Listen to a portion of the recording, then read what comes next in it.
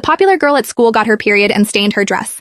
Without a second thought, I swapped clothes with her. But when I went to buy her some pads, the cold, aloof top student who had always ignored me suddenly approached me in the aisle. "Did you find what you need? Give it to me. I'll pay." Even my sharp-tongued childhood friend, the one who loved mocking me more than anyone, looked incredibly gentle and soft in that moment. You look really pretty today." I froze in place. I actually believed my quiet kindness had finally been noticed by the people around me, until I turned around to say thank you. The two handsome boys frowned, their expressions instantly hardening as they spoke in unison. "Why is it you?" The first to react was my childhood friend Ryder. He was leaning lazily against the metal shelves, but the moment he realized who I was, he shoved my shoulder with a careless hand. An arrogant smirk crawled back onto his face. "What the hell? What kind of phase are you going through today, trying to wear a dress like everyone else?" Ryder let out a sharp scoff, letting his eyes wander over me with blatant amusement before laughing out loud. "Are you out of your mind? You look like you're wearing a white potato sack. What kind of trash style is this? It looks hideous. Look, if you seriously don't know how to pick out a dress, just throw on a black garbage bag next time. At least that way." Slowly, mockingly he whispered, "It might actually hide the ugly." My fingers tightened around the boxes of pads and heating patches in my arms. The plastic packaging crinkled loudly in the quiet aisle. Just then, a soft chuckle floated from above. But to me, that soft chuckle sounded like a thunderclap.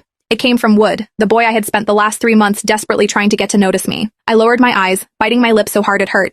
I forced myself not to scream at Ryder, terrified that if I lost my temper like I usually did, any tiny shred of respect Wood had for me would vanish forever. But my silence only made Ryder push harder. "Wow, look at our resident drama queen. What is wrong with you today? You're actually keeping your mouth shut?" He reached out, mockingly tapping his knuckles against my forehead. "Well, you don't have a fever." His eyes drifted downward, landing on the items clutched tightly against my chest. A slow, knowing smile spread across his face. "Oh, I get it. You're on your period. I almost forgot you're actually a girl. Though, honestly, I always thought girls were supposed to look more like your desk mate to count as the real deal." I trembled with a mixture of rage and humiliation. Tears blurred my vision, turning the brightly lit store into a smear of colors. The only clear thing left was a pastel pink thermal flask suddenly thrust into my field of vision. I stared at the pale, elegant hand holding the flask. Slowly raising my head, I realized it belonged to Wood, the guy who usually treated me like I was invisible. I was too stunned to move. It took me several seconds of staring before I reached out and took the flask, my voice trembling. "Is this for me?" Wood looked down at me from his height. His eyes lingered on my red, tear-stained eyes for a fraction of a second. His throat bobbed. He looked away, his expression returning to its usual cold indifference. "Give it to Genevieve.